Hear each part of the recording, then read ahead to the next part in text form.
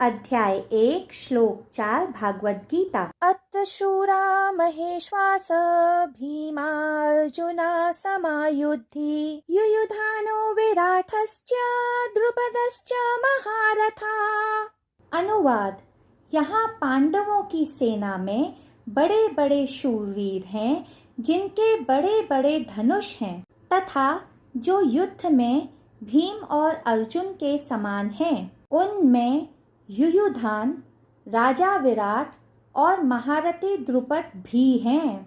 व्याख्या।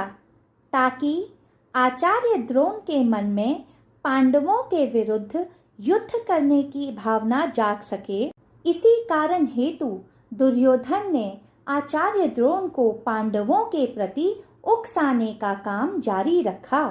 यही कारण है कि दुर्योधन ने आचार्य द्रोण की विपरीत प्रतिक्रिया पाने के लिए युयुधान, राजा विराट और महारथी द्रुपद का नाम सावधानी से चुना।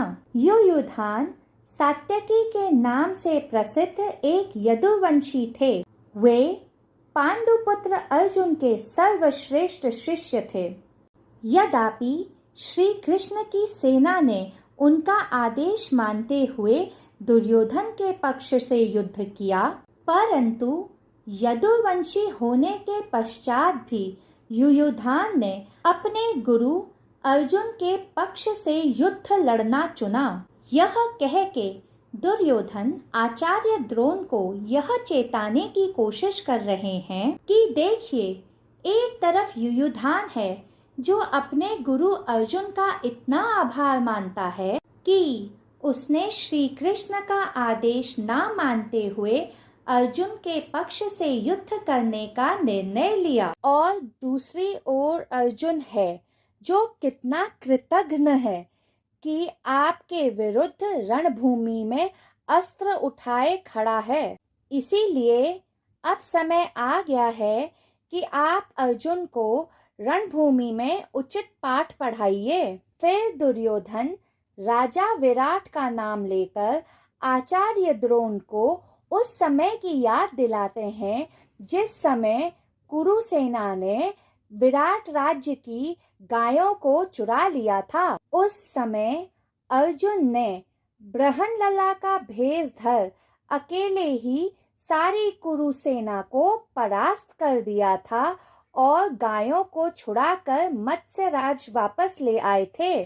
दुर्योधन चाहते थे कि आचार्य द्रोण अपने सर्वश्रेष्ठ शिष्य अर्जुन के हाथों हुई उस शर्मनाक हार को अब याद करें, ताकि अब आचार्य द्रोण रणभूमि में अर्जुन से अपनी उस शर्मनाक हार का बदला ले सकें। अंत में दुर्योधन आचार्य द्रोण के घोर शत्रु राजा द्रुपद का नाम लेते हैं, जिसने आचार्य द्रोण से प्रतिशोध लेने के लिए एक पुत्र कर्मक यज्ञ करवाया, जिसके फल स्वरूप उसे एक पुत्र धृष्टद्युम्न की प्राप्ति हुई जो आचार्य द्रोण का वध कर सकेगा।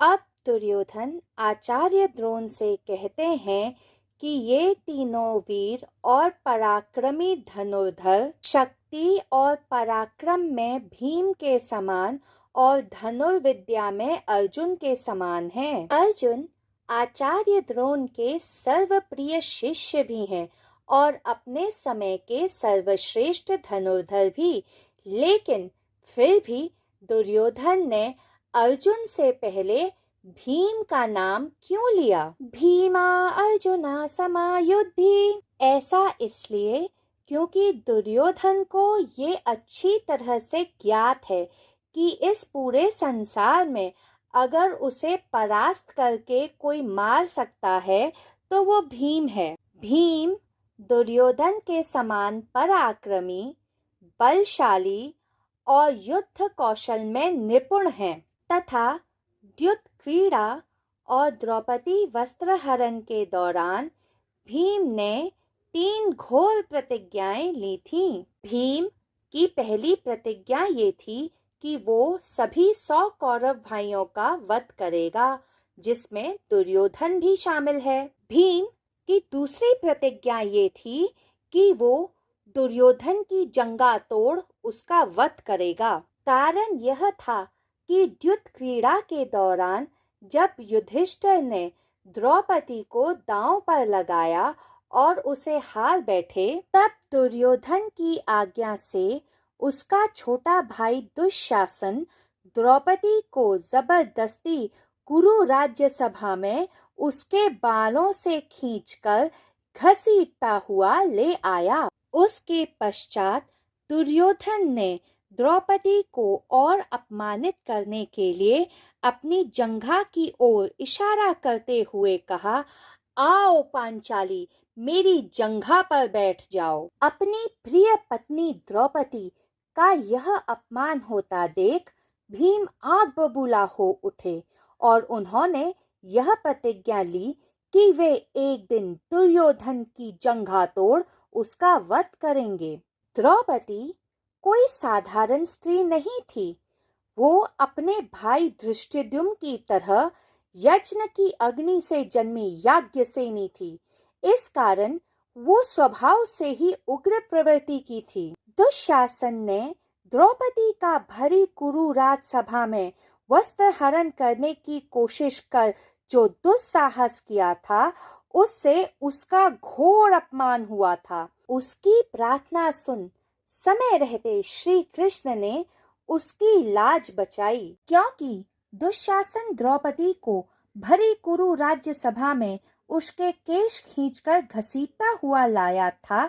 इस कारण द्रौपदी के बंधे केश खुल गए थे। द्रौपदी ने यह प्रतिज्ञा ली कि अब वे जब तक दुशासन के रक्त से अपने केश ना धो लें, तब तक वे अपने केश नहीं बांधेंगी। फिर अपनी प्रिय पत्नी द्रौपदी के प्रेम के कारण भीम ने तीसरी प्रतिज्ञा ली कि वे दुशासन की छाती चीरकर उसका हृदय बाहर निकालकर उसका रक्त पिएंगे और जिस भुजा से दुशासन ने द्रौपदी को छूने का दुस्साहस किया है, उसे वो उसके धड़ से उखाड़ देंगे।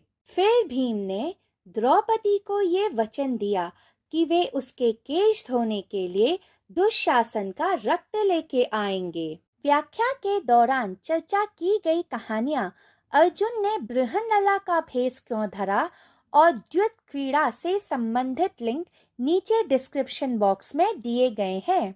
अगर आपको अध्याय 1 श्लोक 4 भगवत गीता की व्याख्या पसंद आए तो कृपया कर मेरा चैनल द मिस्टिक डीमिस्टिफाई को लाइक, शेयर और सब्सक्राइब करें। जय श्री कृष्णा।